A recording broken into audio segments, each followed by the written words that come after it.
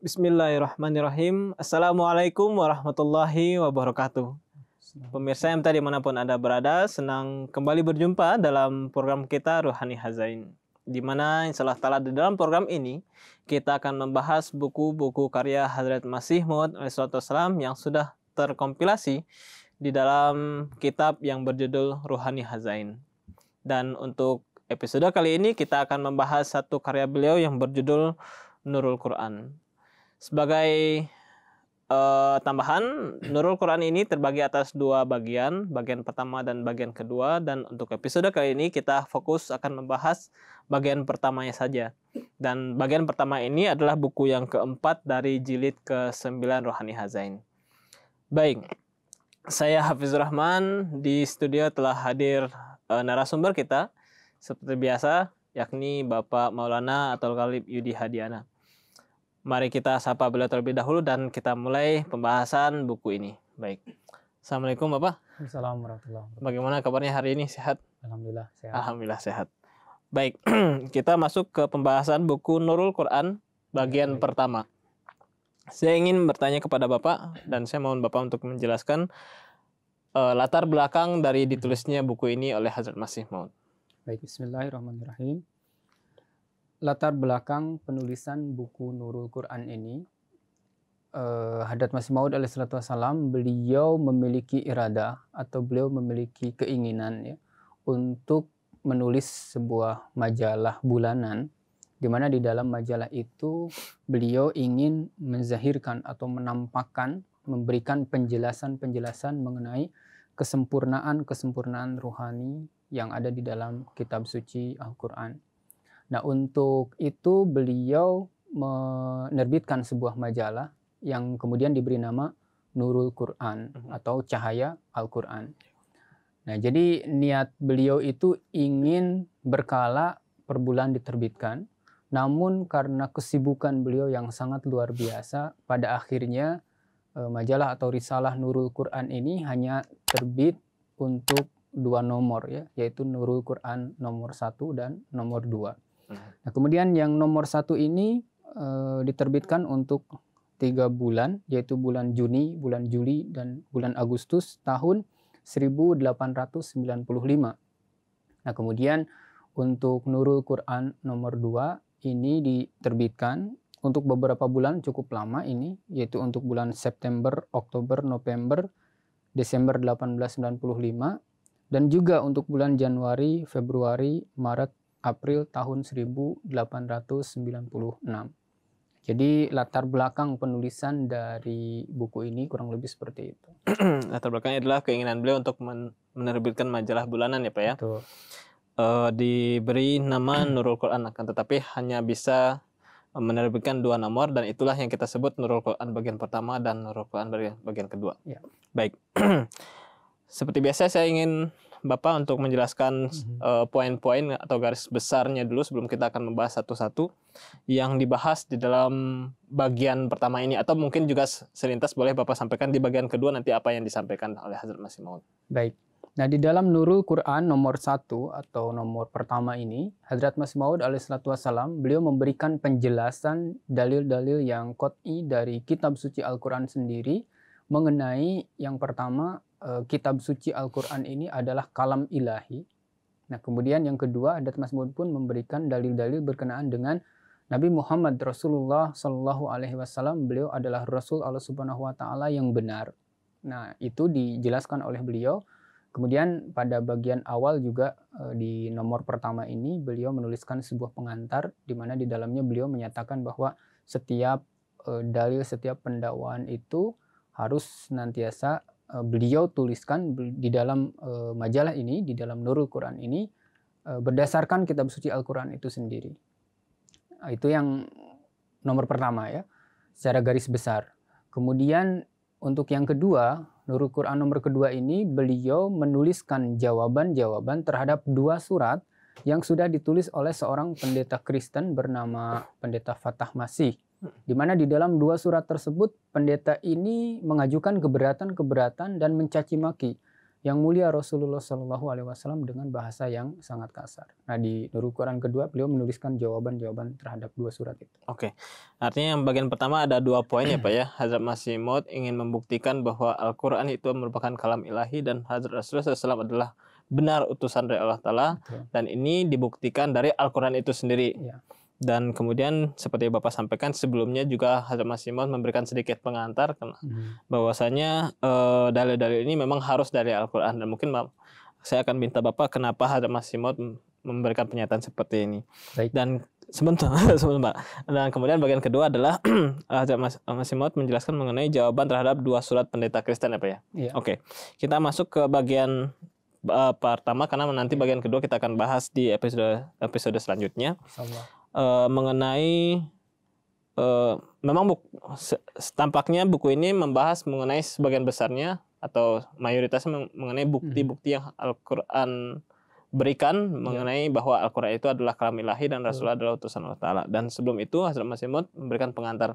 Saya ingin Bapak menjelaskan apa yang beliau tuliskan di dalam pengantar ini. Ya, baik. Jadi sebagaimana tadi sudah disampaikan secara sepintas bahwa pada bagian awal Nurul Quran nomor 1 ini Hazrat Masih Maud memberikan beberapa tulisannya sebagai pengantar dan subjudulnya diberi nama hidayat atau petunjuk.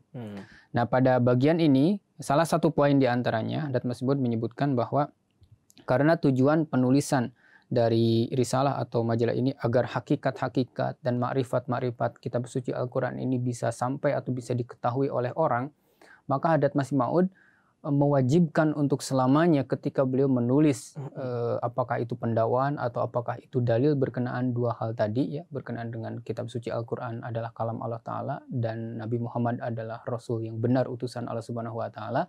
Setiap pendakwaan, setiap dalil itu beliau mewajibkan diri beliau sendiri agar datangnya itu atau beliau jelaskan itu berdasarkan kitab suci Al-Quran itu sendiri, bukan datang dari diri beliau sendiri. Nah, kenapa sebabnya? Hazrat Masih Maud menyampaikan di sini agar orang-orang mengetahui bahwa di dalam Al-Quran ini terdapat suatu khasiat, ya, terdapat suatu keistimewaan yang bercorak mukjizat. Jadi mukjizat atau keistimewaan Al-Quran ini adalah Al-Quran menyampaikan pendakwaan-pendakwaan sendiri, kemudian selain menyampaikan pendakwaan-pendakwaan berkenaan dengan kesempurnaannya, berkenaan dengan kalam ilahi, berkenaan dengan Rasulullah dan Rasul yang benar. Nah, selain pendakwaan-pendakwaan, Al-Quran juga memberikan pembuktian-pembuktian dari berbagai sisi dari ayat-ayatnya sendiri. Nah, seperti ini adalah keistimewaan Al-Quran. Di satu sisi memberikan pendakwaan mengenai kesempurnaannya, di sisi yang lain dari ayat-ayatnya juga memberikan pembuktian-pembuktian mengenai dakwah atau klaim kesempurnaannya tadi. Artinya poin penting di dalam bagian pengantar ini adalah beliau ingin menjelaskan kenapa beliau harus mengambil dalil-dalil itu dari Al-Quran itu sendiri ya Pak ya. Yakni ada 2 poin yang di sana adalah untuk membuktikan keistimewaan dan yang kemudian untuk memberikan pembuktian-pembuktian. Baik, saya ingin Bapak menjelaskan masuk ke poin utama yang dijelaskan secara banyak di sini ya Pak ya, yakni bukti yang Hazrat Masih Maud kemukakan untuk menyatakan bahwa Al-Quran itu adalah kalam ilahi dan Rasulullah SAW adalah utusan yang benar dari Allah Ta'ala dengan mengambil dalil-dalil dari Al-Quran itu sendiri. Apa dalil-dalil yang beliau kemukakan di sini? Baik, nah berkenaan 2 tema ini ya, tadi sebagaimana disebutkan Al-Quran secara tegas menyatakan bahwa kitab suci Al-Quran itu adalah kalam Allah dan Nabi Muhammad adalah Rasul Allah yang benar yang kepada beliau diturunkan kalam ini atau kitab suci Al-Quran ini. Nah, berkenaan dengan pendakwaan tegas ini, Al-Quran memberikan pendakwaan dengan banyak sebenarnya ayatnya. Hazrat Masih Maud di sini menuliskan beliau ada 6 contoh ayat ya. Namun kita bisa sampaikan 2 saja.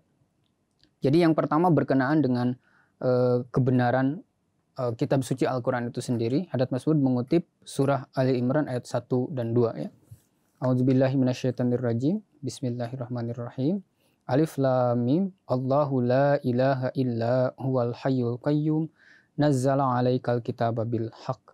Nah, jadi artinya akulah Allah yang Maha mengetahui. Allah tidak ada Tuhan selain Dia, yang Maha hidup, yang berdiri sendiri. Dia telah menurunkan kepada engkau Alkitab, kitab Al-Quran maksudnya. Engkau di sini adalah Nabi Muhammad Rasulullah SAW bil haq gitu ya, dengan kebenaran. Jadi ini pernyataan yang tegas, pendakwaan yang tegas terdapat di dalam kitab suci Al-Quran, bahwa kitab suci Al-Quran itu diturunkan oleh Allah Ta'ala kepada Rasulullah SAW dan kitab yang benar.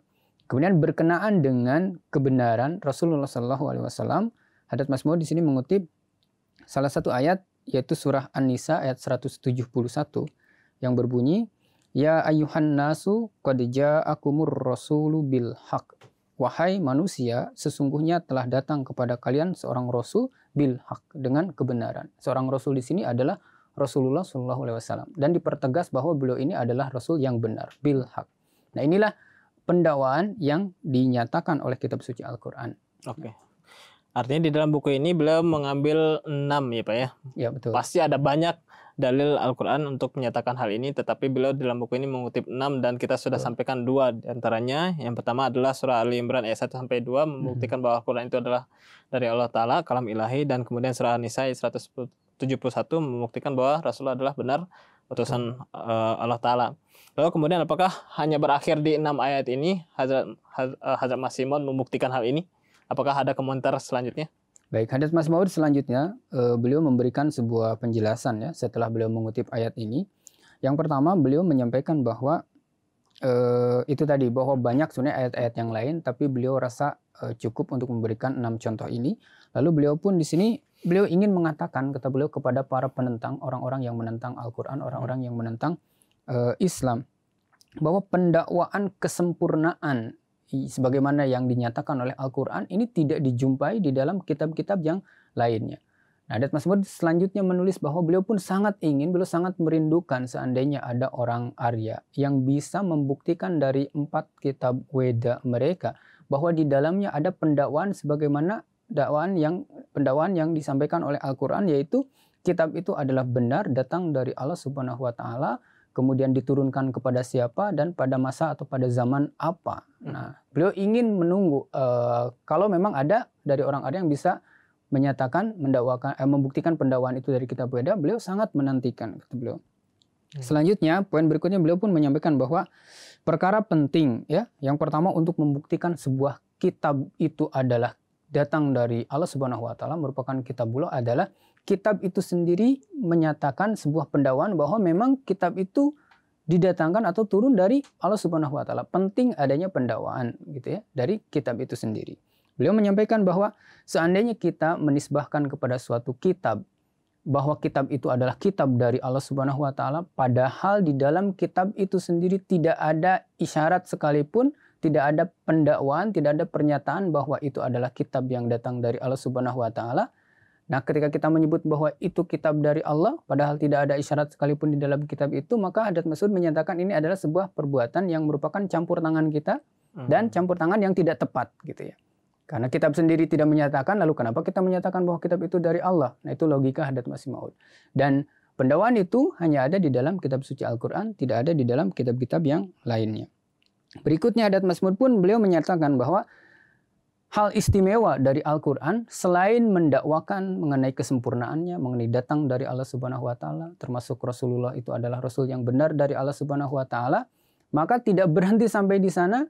Ayat-ayat Al-Quran dengan ayat-ayatnya pun memberikan pembuktian-pembuktian akan pendakwaan tersebut gitu ya. Jadi di satu sisi mendakwakan, di sisi yang lain pun memberikan pembuktian-pembuktian terhadap pendakwaannya itu sendiri.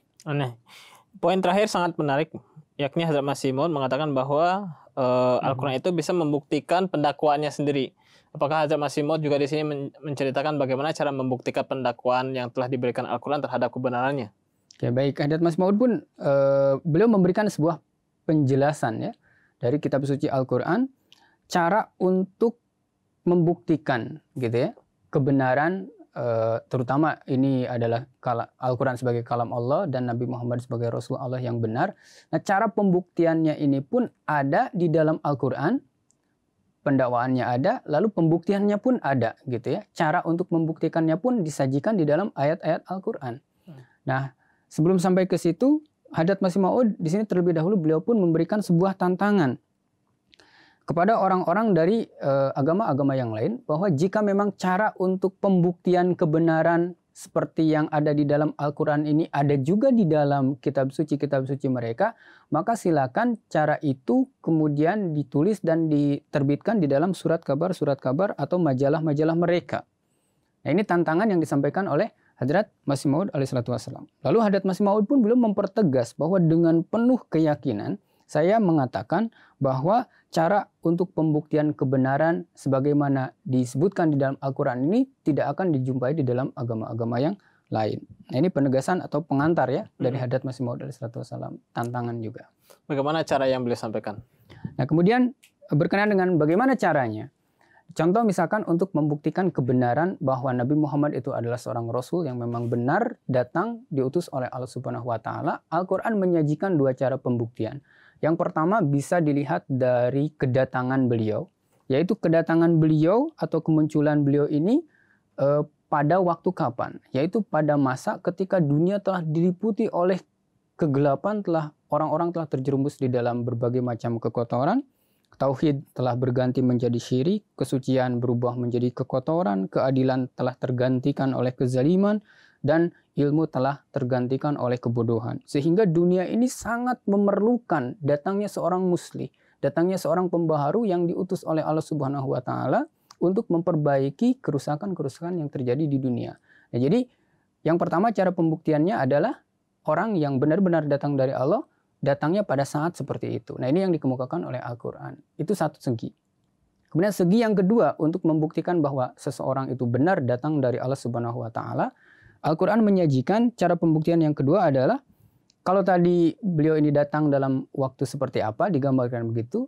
Nah, kemudian pembuktian yang kedua ini kepergian dari utusan Allah Subhanahu wa Ta'ala ini di dalam situasi ketika beliau ini telah menanamkan dengan kokoh tunas-tunas islah atau perbaikan-perbaikan itu sudah ditanamkan dengan kokoh dan beliau ini telah melakukan suatu perubahan atau revolusi agung yang tadinya dari kekotoran berubah lagi menjadi keruhanian diperbaiki. Jadi sebuah revolusi agung telah diciptakan, barulah kemudian beliau ini dipanggil lagi oleh Allah Subhanahu wa Ta'ala. Inilah dua cara untuk membuktikan seseorang itu datang dari Allah Subhanahu wa Ta'ala yang dikemukakan oleh kitab suci Al-Quran. Oke.